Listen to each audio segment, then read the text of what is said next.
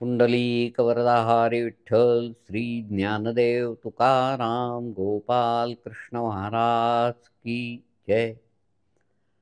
महाभारत महाभारत हा ग्रंथ जर का आपण एक मंदिर धरलं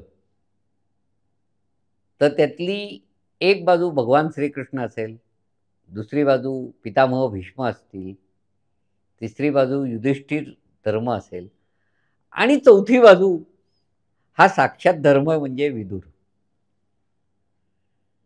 विदुर हे व्यक्तिमत्वच धर्मतत्वाने भरलेलं आहे. धर्मदेवताला एका ऋषींच्या शापामुळं मानवाचा अवतार घ्यायला लागला ते म्हणजे विदुर आहेत. खरं तर मांडव्य ऋषींच्या हातून एकदा चुकून एक फुलपाखरू मेलं तेव्हा धर्मदेवतेने त्यांना शिक्षा केली. तर मांडव्य ऋषींनी मनधरणी केली की एवढ्या छोट्या अपराधाला मला एवढी शिक्षा देऊ नका. पण धर्माने ते ऐकलं नाही. तेव्हा मांडव्य ऋषींनी शाप दिला की तुला पृथ्वी तलावर जन्म घ्यायला लागेल, आणि ते म्हणजे महात्मा विदुर.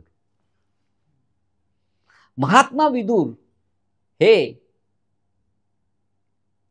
व्यासांचे आणि अंबिकाच्या दासीचे खरं तर पुत्र.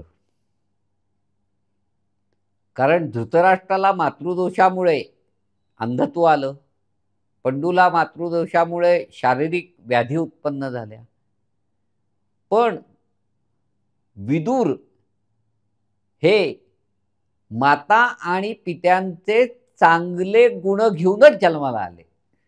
कारण का तर दासीनी त्यांचं प्रसन्न चित्तानी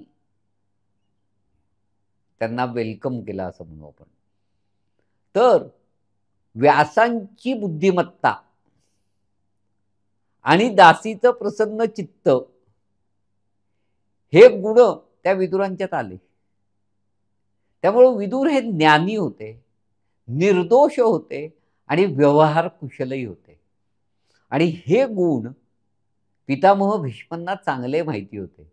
त्यामुळे दोन मोठ्या भावांच्या लग्नात म्हणजे धृतराष्ट्र आणि पंडूच्या लग्नाच्या वेळेला भीष्मांनी विदुरांचा सल्ला घेतलाय. तर संपूर्ण महाभारताच्या कथेत विदुरांचं जर का आपण अस्तित्व बघितलं तर मला ते एखाद्या कमळासारखं वाटतं. हे त्या काही वेळेला त्या चिखलात राहिलेत, त्या सरोवरात राहिलेत, पण अलिप्त आहेत सगळ्यापासून. हा विदुरांचा फार मोठा गुण घेण्यासारखा आहे की सगळं होतं, काय नव्हतं. दासीपुत्र होते ते आणि महामंत्री होते. सगळ्यात महत्वाचं हस्तिनापूर राज्याचे महामंत्री विदुर होते. त्यामुळे पण ह्या सगळ्या ह्याच्यात ते अलिप्त होते.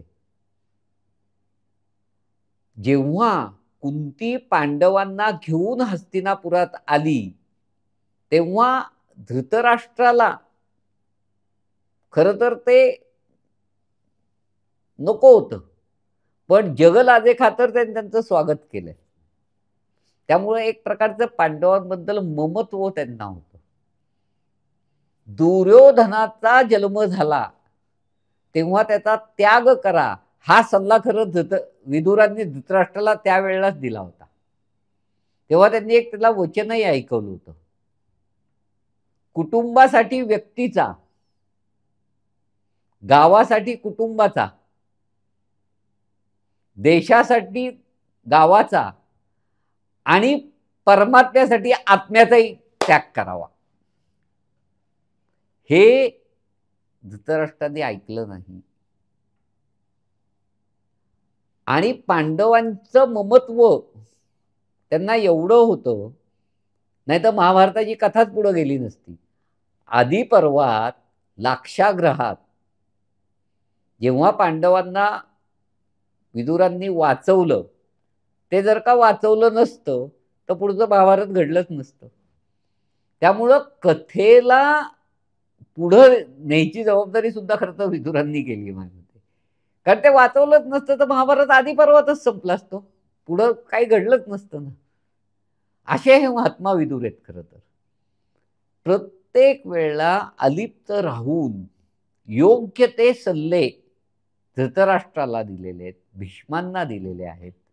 दूताच्या प्रसंगातही त्यांनी कडाडून विरोध केलेला आहे धृतराष्ट्राकडे. सांगितलंय याचे दुष्परिणाम काय होतील. पण कुठलेही विदुरांचे सल्ले हे धृतराष्ट्रांनी ऐकलेले नाहीत. असे हे विदुर जेव्हा युद्धाचा प्रसंग आला तेव्हा ते मंत्री होते की आता युद्ध अटळ आहे कौरव आणि पांडवांचं. पण कौरवांची बाजू अन्यायाची असल्यामुळे त्यांना मंत्री म्हणून काम करणं योग्य नाही वाटलं. आणि पांडवांची बाजू का घेता येईना तर तिथं राजधर्म आडवा आला. मी विरोधकाला कसा पाठिंबा देऊ या राज्याचा मंत्री असताना. याकरता विदुरांनी कर्मसन्यास घेतला आणि युद्धाच्या वेळेला ते तीर्थयात्रेला गेले.